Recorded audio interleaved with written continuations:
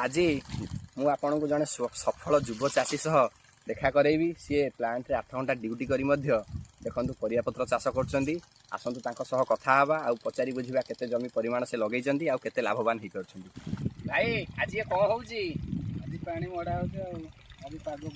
दर्शक बंधु देखी पारे आम सागर जड़े भाई अच्छा बड़ भाई आम 2-4 वर्ष बड़ हे कि सफल युव चाषी सी बर्तमान देखो आम अंचल तो धोइया अंचल धान फान लोकंर धोईगला तथा देखो परिवा चाष कर लोक मैंने पेट केमती पोषे से योजना कर भाई जनक प्लांट रे अच्छा कम करने सह देखो चाष करसटा किसी खराब जिनस नुह आज्ञा देखो भाई बर्तमान पोटल रे पानी मड़ाऊँ भाई जमीर परिमाण केते हम 12-13 गुंठ जमी से पोटल चाष कर खर्च तुम के बर्तमान सुधा खर्च हाराहारी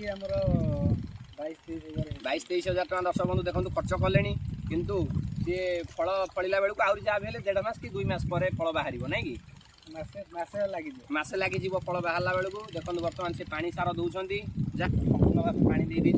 बाकी अच्छी पानी देवे देखो बर्तमान चाषटा किसी खराब जिनस नुह आपण मैंने भी चाष करी लाभवान हो पारे अन्य काम करने सह भी आपण मैंने बाड़ी में हो जमी जदि अच्छी से चाष करी लाभवान हो पारे आपण मैंने भी चाष करूँ रही देखा आउ एक भिडियो जय जगन्नाथ।